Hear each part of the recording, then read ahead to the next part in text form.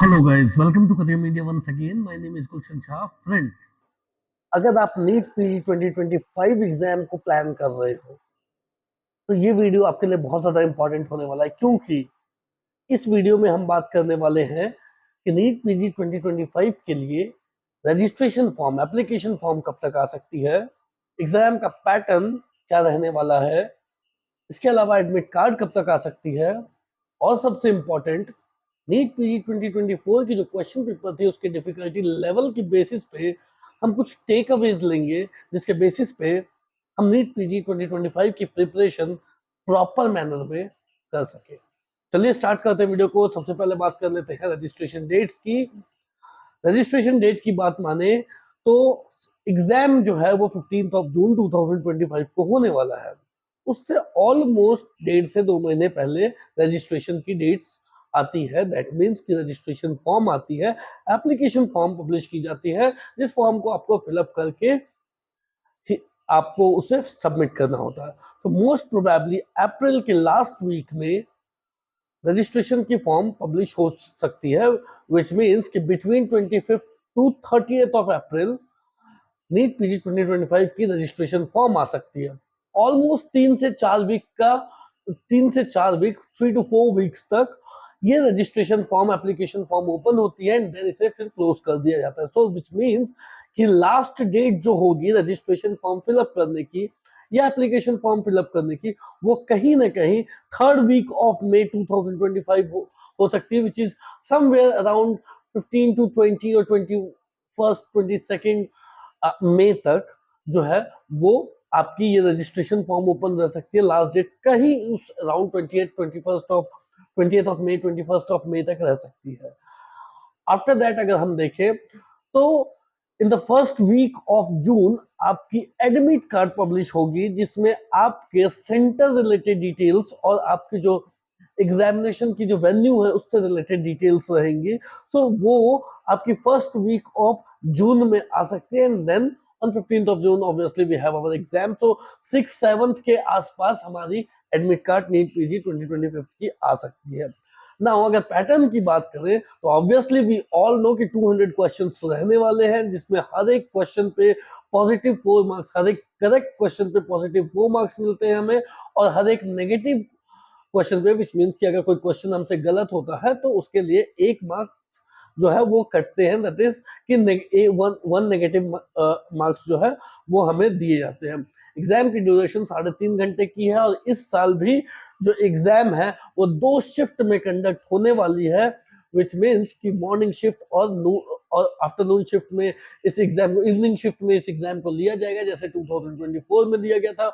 Morning shift की जो timing है वो फ्रॉम 9 AM to 12:30 PM रहने वाली है, और इवनिंग शिफ्ट की जो टाइमिंग है वो 3:30 PM to 7 PM होने वाली है। ऑब्वियसली जब एग्जाम को 2 शिफ्ट में लिया जा रहा है तो नॉर्मलाइजेशन जो है उसे इम्प्लीमेंट किया जाएगा to make the question paper difficulty level almost same.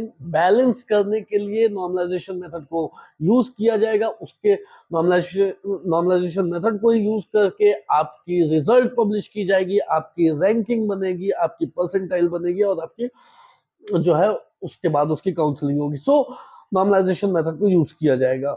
सो अब जो है वो बहुत इंपॉर्टेंट बात है कि ये वो नॉर्मलाइजेशन मेथड है, और इसी नॉर्मलाइजेशन मेथड को पहली बार 2024 में यूज किया गया था।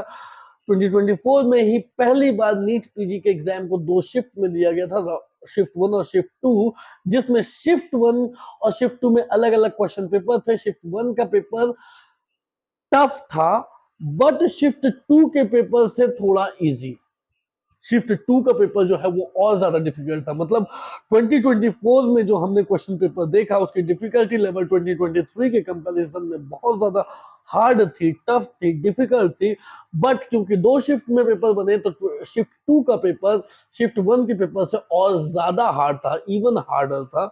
इस वजह से कहीं ना कहीं स्टूडेंट के मन में एक क्वेश्चन सवाल जरूर रहता है कि हमें कौन सा जो है वो क्वेश्चन पेपर मिलने वाला है, क्योंकि इस बार भी 2 शिफ्ट में ही एग्जाम होने वाले हैं, 2 तरीके के पेपर ही बनने वाले हैं। एक पेपर ऑब्वियसली थोड़ा इजी होगा, दूसरे पेपर दूसरा पेपर ऑब्वियसली थोड़ा सा उससे हार्ड रह सकता है।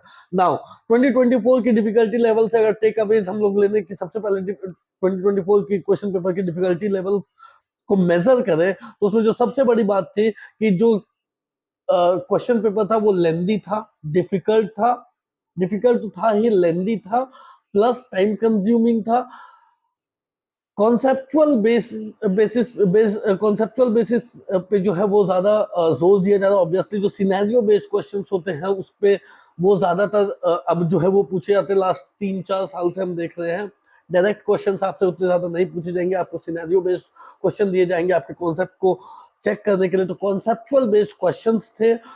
बहुत सारे स्टूडेंट थे जिनको ऐसा फील हुआ कि 2023 के कंपैरिजन में 2024 के दोनों दोनों शिफ्ट के पेपर जो है वो टफ थे।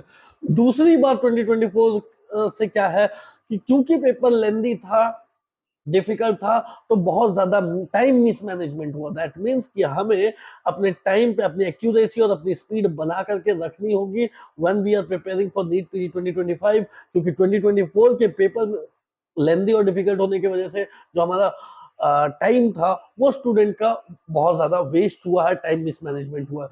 तीसरी टेक अवे क्या है कि नॉर्मलाइजेशन एंड एंजाइटी, दो शिफ्ट में एग्जाम हो रहे हैं, ऑब्वियसली नॉर्मलाइजेशन मेथड को यूज किया जाएगा to make to for balancing the question paper, but obviously student के दिमाग में ये चीजें रहती है कि किसको इजियर पेपर मिल सकता है, किसको टफ मिल सकता है, और स्टूडेंट के दिमाग में ये चीजें होती है कि क्या हमें कहीं टफ क्वेश्चन पेपर तो नहीं मिल जाएगा, और इस वजह से एंजाइटी होती है, डर रहता है।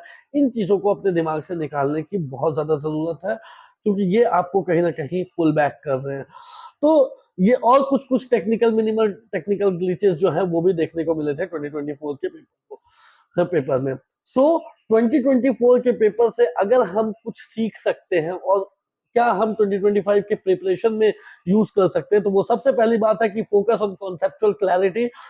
रट्टा मार जो ये लर्निंग होती है वो आपकी काम अब नहीं आने वाली है नीट पीजी में। ऑब्वियसली आपको कॉन्सेप्चुअल बेस्ड जो है क्लैरिटी वो रखनी होगी, क्योंकि 3-4 सालों से कंप्लीटली जो क्वेश्चन पूछने का तरीका है नीट पीजी का उसे चेंज कर दिया गया है। दूसरी बात क्या है, एक्यूरेट एंड स्पीड आपको बढ़ा करके रखनी होगी। सो ऑब्वियसली जो आपको more and more time bound mock test को सॉल्व करते रहने होंगे, प्रैक्टिस करते रहना होगा।